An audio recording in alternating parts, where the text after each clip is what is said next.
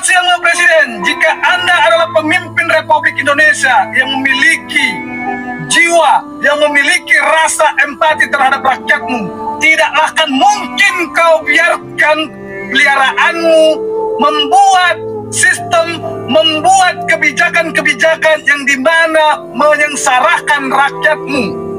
Pak Presiden, kalau hanya tampil koar-koar menggunakan mic, anjing kami tanpa menggunakan mic, tanpa menggunakan toak jauh lebih keras daripada suaramu. Terima kasih. Sorry Bapak Prabowo, sorry, kali ini aku tidak mau mengibarkan bendera Indonesia. Nanti yang kukibarkan itu bendera One Piece di depan rumahku. Apapun risikonya, mau didor kepalaku ini terserah. Yang penting aku tidak makar.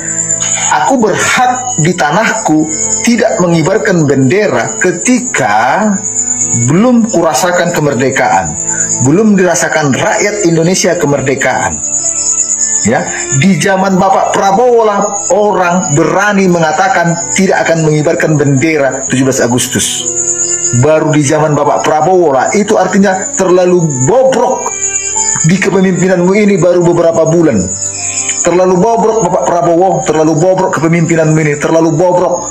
Bapak asik memilih-milih menteri, orang-orang yang dekat dengan Bapak, orang-orang yang ikut kampanye dengan Bapak, orang-orang yang ikut joget-joget dengan Bapak. Mulai dari menteri, wamen, sampai ke komisaris BUMN, semuanya orang-orang yang dekat dengan Bapak. Dan tidak ada yang kompeten di bidangnya. Inilah mosi tidak percaya kepada Presiden Prabowo Subianto. Belum sampai setahun Presiden Prabowo Subianto memimpin bangsa ini menjadi orang nomor 1 di negara kesatuan Republik Indonesia ini.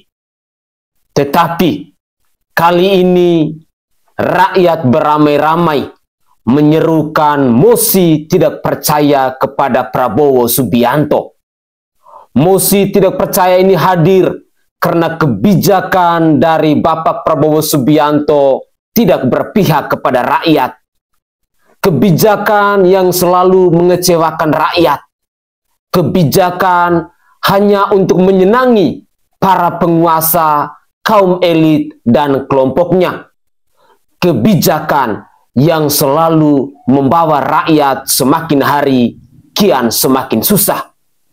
Dan yang lebih sadis lagi, di 17 Agustus tahun 2025 ini, masyarakat seolah-olah lebih memilih untuk mengibarkan bendera One Piece ketimbang bendera merah putih. Karena masyarakat menilai bahwa bendera merah putih itu terlalu suci untuk dinodai oleh kaum penguasa yang haus akan kekuasaan, oleh kaum penguasa yang tidak berpihak kepada rakyat dalam pengambilan keputusan ataupun gagasannya. Ini adalah sejarah dalam kepemerintahan di negara kesatuan Republik Indonesia ini. Belum sampai setahun, tetapi rakyat sudah menyerukan mosi ketidakpercayaan kepada Prabowo Subianto. Sungguh ini sangat memalukan. Prabowo Subianto, Anda yang katanya adalah macan Asia, Anda yang katanya adalah pribadi yang tegas, Anda yang katanya adalah pribadi yang berani, tetapi hari ini ternyata Anda adalah presiden omon-omon. Anda benar-benar dicampakkan oleh rakyat Anda sendiri karena kebijakan Anda, karena gagasan Anda, karena keputusan dan keberpihakan Anda yang sama sekali tidak diperuntukkan untuk rakyat. Hari ini rakyatmu sedang menderita. Banyak yang sedang kelaparan, banyak yang tidak punya rumah. Tetapi atas dasar kemanusiaan, Prabowo Subianto malah lebih memilih untuk memberikan 10.000 ton beras ke masyarakat Palestina. Katanya demi kemanusiaan. Lalu apakah kita di masyarakat Indonesia ini adalah kebinataan? Inilah blundernya seorang Prabowo Subianto Ngakunya paling merakyat. Ternyata itu hanyalah narasi semata. Ngakunya ingin bekerja keras untuk mensejahterakan masyarakat Indonesia. Fakta membuktikan bahwa kebijakan-kebijakan Prabowo Subianto hanya untuk diperuntukkan kepada para penguasa, untuk kaum elit dan kroni-kroninya. Sekali lagi, ini adalah sejarah yang sangat memalukan di negara kesatuan Republik Indonesia.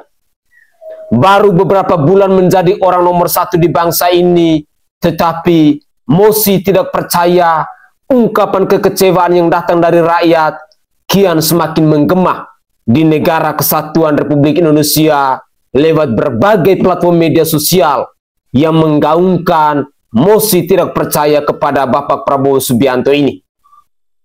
Mari kita simak bersama-sama cuplikan-cuplikan video berikut ini. Pemerintah kabarnya akan menetapkan sebuah kebijakan memblokir rekening bank siapa saja yang tidak aktif bertransaksi dalam kurun waktu 3 bulan. Ini adalah sebuah kebijakan yang jahat, dan jahat. Kenapa? Banyak rekening itu dibuka untuk penampungan dan menabung. Namanya menabung itu menyimpan dan mungkin tidak aktif selama berbulan-bulan. Tergantung kemampuan yang bersangkutan menabung. Lantas kalau tidak ada transaksi 3 bulan mau diblokir.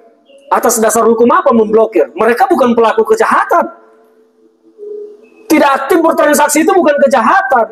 Pemerintah stoplah menjadi orang gila di negara ini. Jangan buat sulit rakyatmu. Jangan sampai nanti rakyat ini karena ketakutan uangnya di bank akan diblokir, melakukan rush money, menarik uangnya, disimpan di bawah bantal. Apa yang terjadi kalau masyarakat ini akhirnya melakukan penarikan uang dari bank dan disimpan di rumah? Apa yang terjadi dengan perbankan kita? Pemerintah ini menciptakan sebuah situasi yang pelik, rumit, dan menyusahkan rakyat. Ketika rakyat benar-benar ketakutan nanti ditarik uangnya dari bank, apa yang akan terjadi kepada kalian, wahai pemerintah Republik Indonesia? Come on, pikir panjang lah. Jangan bikin susah rakyat ini yang sudah susah mencari kehidupan. Rekening itu boleh diblokir kalau diindikasikan uangnya adalah kejahatan. Kita tahu memang pemerintah berharap uang masyarakat itu diputar, dibelanjakan supaya ekonomi bergerak. Rakyat itu sekarang membelanjakan uangnya kepada hal yang sangat penting. Karena susah cari uang, tidak seperti kalian para pejabat itu gampang tinggal ngambilin dari APBN.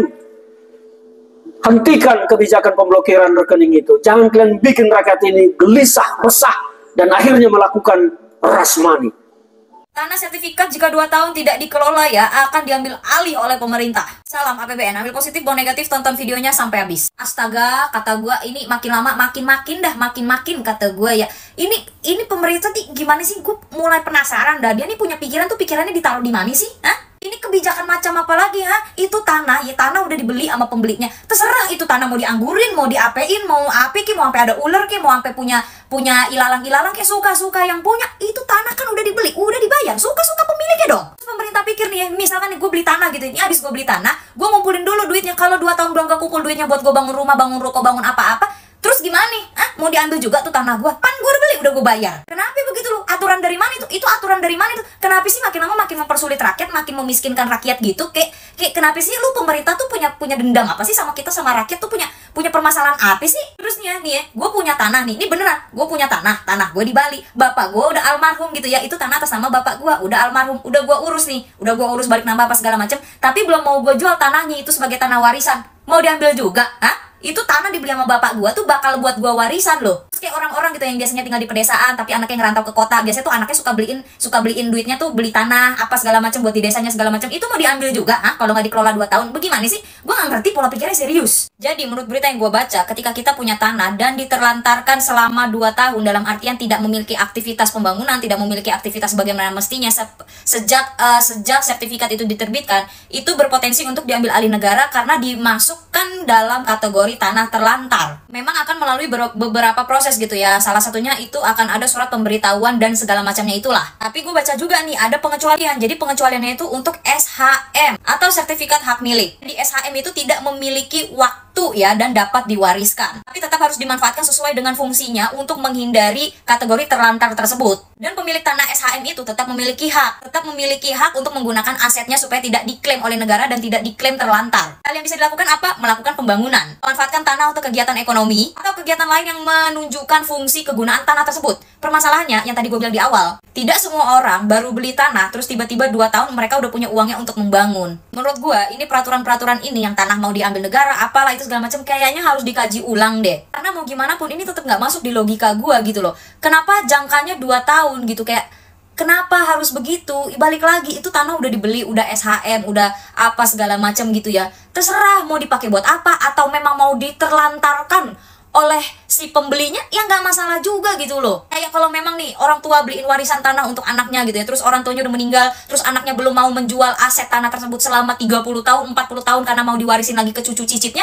gimana? Nggak boleh. Harus ada bangunannya juga, harus ada bangunan yang dibangun di atas tanah tersebut. Kalau emang cuma mau diwarisinnya sebagai tanah gimana? Tapi emang kadang-kadang pemerintah suka kadang kiding nih. Kalian mau tahu tololnya pemerintah? Kalian udah baca berita kan bahwa pemerintah punya wacana pemerintah akan merampas tanah yang nganggur selama 2 tahun. Pemerintah juga akan memblokir rekening yang nganggur selama 3 bulan. Tapi ketika mayoritas rakyat Indonesia menganggur, tidak punya pekerjaan selama bertahun-tahun, pemerintah sama sekali tidak bergeming. Lucunya pemerintah sama sekali tidak bertindak. Ketika angka pengangguran di Indonesia itu tinggi, pemerintah bukan sibuk mencari cara untuk mengurangi pengangguran tersebut, bukan. Tapi pemerintah justru sibuk untuk membuat jenis pajak baru. Bayangkan betapa jahatnya pemerintah. Ketika jelas-jelas angka pengangguran di Indonesia itu tinggi, pemerintah justru membuat jenis beban pajak baru yang akan dibebankan kepada mayoritas rakyat Indonesia yang menganggur ini. Dan lebih anehnya tuh begini, ketika jelas-jelas rakyat Indonesia itu mayoritas menganggur, yang artinya pemasukan rakyat Indonesia itu tidak tentu, yang artinya pemasukan yang masuk itu sudah tentu habis untuk kebutuhan sehari-hari, belum tentu masuk ke rekening untuk ditabung. PPATK malah akan memblokir rekening yang selama 3 bulan tidak terpakai. Bayangkan, ini rakyat Indonesia udah sulit cari pemasukan, dipersulit juga rekeningnya akan diblokir. Tolol. Dan saya baru nemu isi berita lagi yang asalnya dari pemerintah, yang isinya nyeleneh, aneh. Seperti contohnya, data BPS menyebutkan pengeluaran rakyat Indonesia mayoritasnya untuk nasi, kopi, dan rokok. Nasi, kopi, dan rokok ini dikategorikan oleh pemerintah sebagai penyebab kenapa orang itu miskin.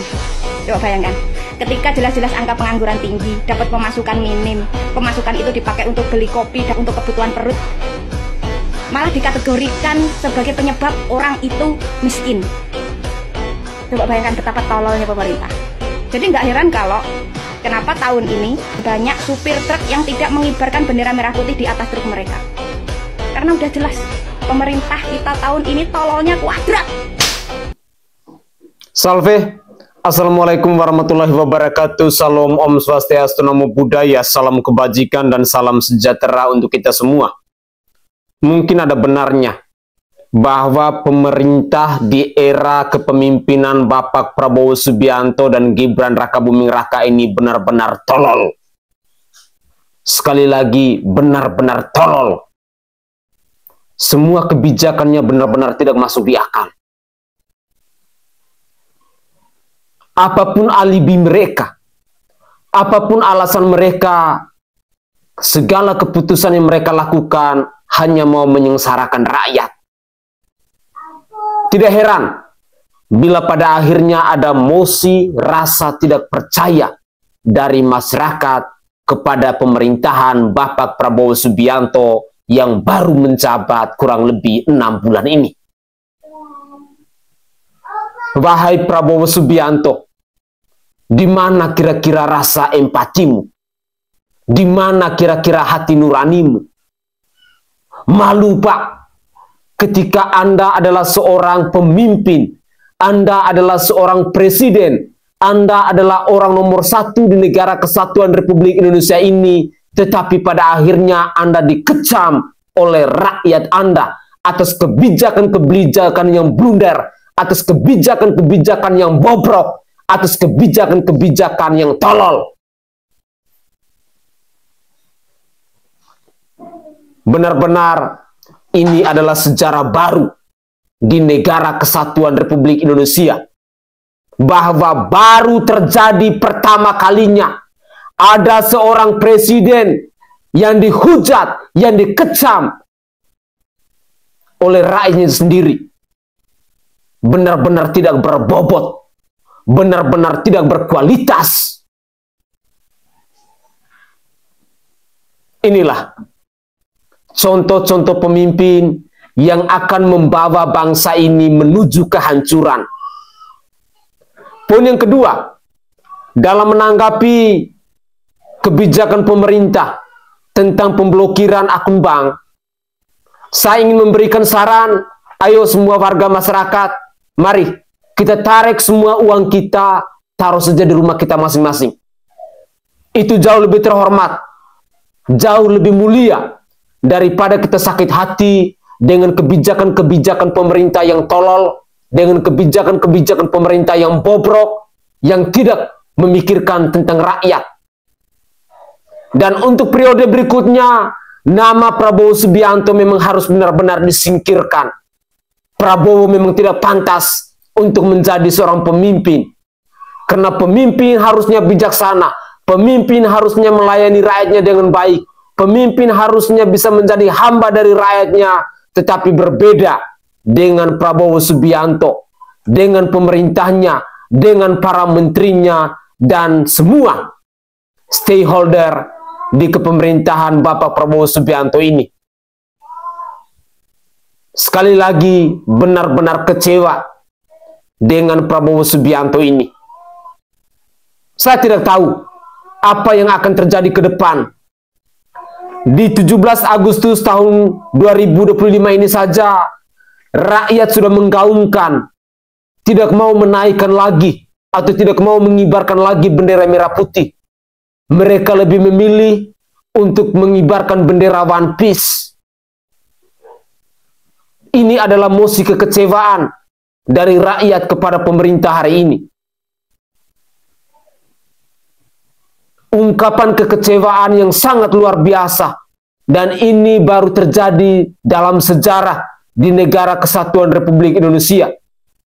Biasanya 17 Agustus orang beramai-ramai, baik itu di depan rumah maupun di kendaraan mereka, memasang bendera merah putih. Tetapi agak lain dengan 17 Agustus di tahun 2025 ini, ketika bangsa ini dipimpin oleh Prabowo Subianto. Para sopir bus, para sopir truk, mereka lebih memilih untuk mengibarkan bendera One Piece sebagai ungkapan kekecewaan kepada Prabowo Subianto atas segala kebijakannya, atas segala keputusannya, atas segala gagasannya yang benar-benar tidak merakyat. Mari kita simak lagi komentar dari netizen yang lain. Rekening nganggur 3 bulan diblokir. Tanah nganggur 2 tahun disita. Kamu nganggur bertahun-tahun gak ada yang peduli. Bapak Presiden, tolong kami. Kami butuh pendidikan. Jangan gusur kami. Kami lahir di sini. Kami dibesarkan di sini. Tolong jangan gusur kami. Kami butuh pendidikan. Kami butuh sekolah demi masa depan kami. Tolong jangan gusur kami. Kami dibesarkan, kami lahir di sini, kami sekolah di sini. Di zamanan Bapak Prabowo Subianto emang banyak banget gebrakannya, lu tahu. Emang dulu-dulu gue seneng banget nih ya kan, karena dia baru menjabat sebagai presiden, udah banyak banget tuh kasus-kasus korupsi yang keluar gitu ya kan. Nah sekarang nih ada nih gebrakan baru nih. Semua dipajak-pajakin, rekening nganggur 3 bulan disita, ya kan. Tanah nganggur 2 tahun disita, semua. Orang-orang main sosmed dipajakin. Orang-orang kondangan ngamplop dipajakin. Dan juga katanya orang-orang nggak boleh punya banyak sosmed, harus satu aja. Terusnya ada lagi nih, katanya mau bikin payment ID biar nggak ada transaksi yang mencurigakan katanya. Yang kagak habis pikir mah tentang rekening, sumpah dah. Bener! Kan ada ya orang bikin rekening untuk nabung. Yang namanya nabung itu kan kagak diambil-ambil nih duitnya ya kan. Namanya orang juga nabung gitu, naruh duit gitu ya kan. Kenapa sih? Ada masalah apa lu? Ada punya masalah apa sih sama rakyat Indonesia gitu? Kayak mentang-mentang rakyat Indonesia ini nggak yang kayak gimana gitu di-on-onin terus dari dulu. Di mana letak merdekanya Indonesia Raya ini? Masya Allah Tuhan. Jujur aja nggak habis pikir aja gitu. Buat apaan bikin payment ID? Buat apaan?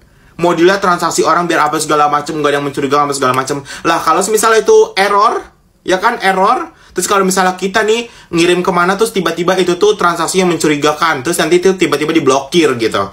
Negara orang lain udah pada maju, ya kan udah pada kayak gitu bikin apa di langit apa segala macam. Ini kayaknya di situ-situ aja.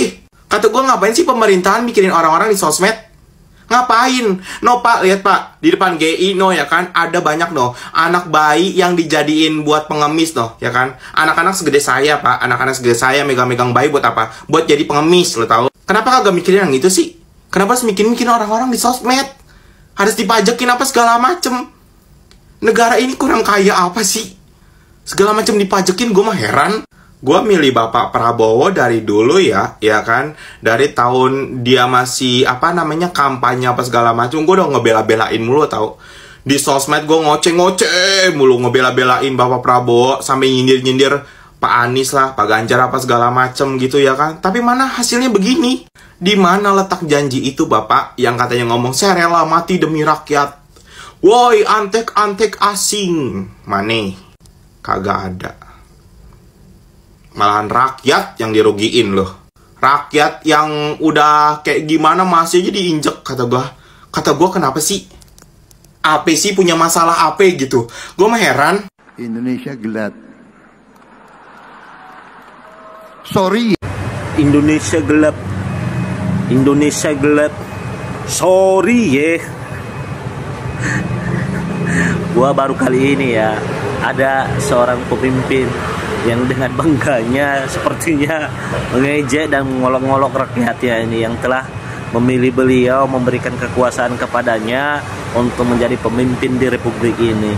Tetapi yang sebaliknya ada, yaitu ya sorry ya, mengejek rakyatnya sendiri. Kenapa? Ini terkait dengan hashtag Indonesia gelap.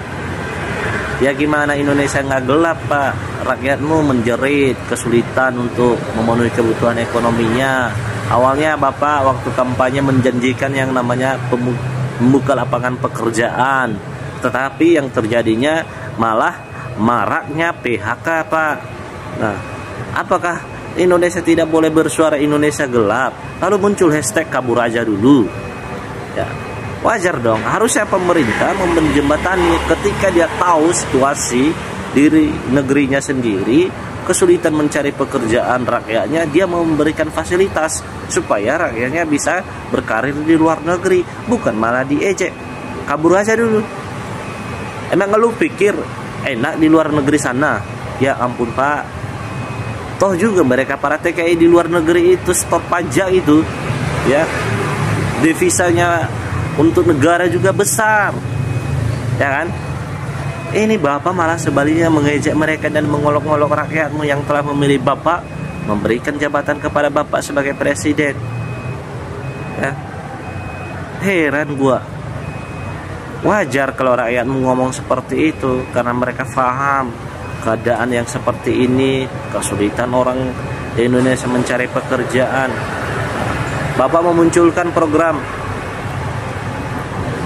anak sekolah makan gratis, budgetnya 8.000, makan sehat kata Bapak. 8.000 makan sehat itu dapat apa? Tempe, begitu. Nah, sementara pejabatnya, ya, biaya makanannya itu setiap pertemuan itu ya, ratusan ribu. Estimasi kalau nggak salah itu muncul sekitar 117.000 itu makan siangnya, snapnya 53.000. Ya, terang dong. Ya. Indonesia terang di mata pejabat, bukan di mata rakyat Indonesia yang kesulitan mencari ekonomi, ya. Sudah lagi rakyat membayar pajak untuk membiayai menggaji para pejabat, malah kalian mengejek rakyat yang telah memberikan gaji kepada kalian. Heran awak. Oke guys, itu adalah cuplikan-cuplikan video yang bisa saya persembahkan ke hadapan pemirsa dalam konten saya kali ini terkait dengan ungkapan-ungkapan kekecewaan dari masyarakat Indonesia dalam berbagai macam persoalan yang begitu kompleks yang terjadi hari ini di bangsa kita dengan kebijakan-kebijakan pemerintah yang sama sekali tidak berpihak kepada rakyat. Ini adalah mosi tidak percaya. Ini adalah ungkapan kekecewaan. Artinya bahwa kepemimpinan di Bapak Prabowo Subianto dan Gibran Rakabuming Raka benar-benar ada yang tidak beres. Belum sampai 1 tahun, tetapi mosi tidak percaya ini sudah mulai digaungkan. Prabowo Subianto, Anda harus introspeksi diri. Sekali lagi, Anda harus introspeksi diri. Ada yang tidak beres dengan para menteri yang menjadi pembantu presiden. Ada yang tidak beres dengan staf-staf khusus kepresidenan. Ada yang tidak beres dengan semua bawahan Bapak. Entah itu di tingkat pusat, tingkat provinsi, tingkat kabupaten maupun daerah. Sekali lagi, ada yang tidak beres. Prabowo Subianto, Anda harus buktikan bahwa Anda adalah pemimpin yang merakyat. Bahwa Anda adalah pemimpin yang punya rasa empati dan hati nurani kepada rakyat. Tolong, buktikan semua omong-omongmu di saat engkau kampanye dulu. Jangan sampai itu semua hanyalah omong kosong yang membuat rakyat semakin hari kian semakin muak. Jangan sampai penyematan Presiden omon-omon semakin hari kian semakin meyakinkan rakyat Indonesia. Harapan saya bahwa jangan hanya duduk manis di Jakarta. Turun Pak, seperti Bapak Joko Widodo dulu. Kunjunglah dari provinsi yang satu ke provinsi yang lain. Lihatlah bahwa ada begitu banyak persoalan, ada begitu banyak penderitaan, ada begitu banyak peristiwa dan permasalahan yang terjadi di bangsa ini. Tetapi Bapak seolah-olah diam-diam baik. Dalam berbagai macam kasus dan persoalan di bangsa ini, Bapak Prabowo Subianto seolah-olah hanya menjadi penonton. Salah satu contohnya adalah kasus intoleransi yang semakin hari kian semakin marak terjadi di bangsa ini. Menteri Agama pun hanya melotot, Kapolri pun hanya melotot, Presiden pun hanya melotot. Di mana kira-kira hati nurani kalian semua? Saya hanya khawatir bahwa Bapak Prabowo menjadi orang nomor 1 di bangsa ini jangan sampai tidak sampai 5 tahun. Jangan sampai tidak lolos 1 periode karena rakyat sudah muak. Rakyat tidak sudi dengan kebijakan-kebijakan yang provokatif. Rakyat tidak sudi dengan kebijakan-kebijakan yang tidak berpihak kepada rakyat. Salah satu contoh misalnya kebijakan tentang sertifikat tanah. Apakah kalian pikir bahwa uang yang digunakan rakyat untuk membeli tanah itu diambil dari uang nenek moyangmu semua? Itu adalah hasil keringatnya mereka. Kok kalian yang ngatur? Dalam waktu 2 tahun tidak membangun, tanah akan disita oleh negara.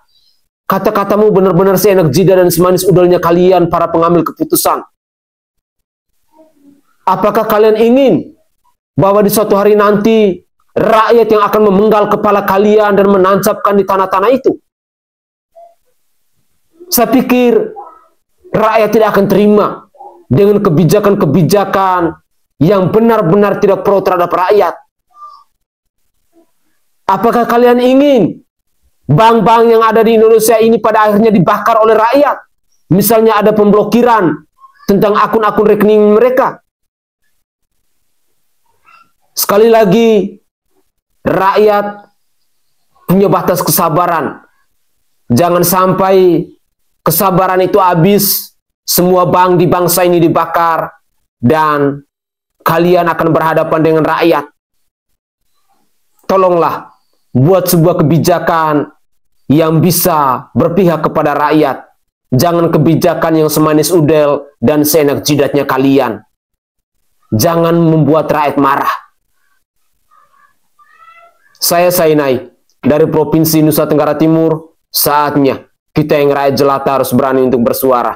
Salam hormat, salam NKRI, dan salam Pancasila untuk kita semua.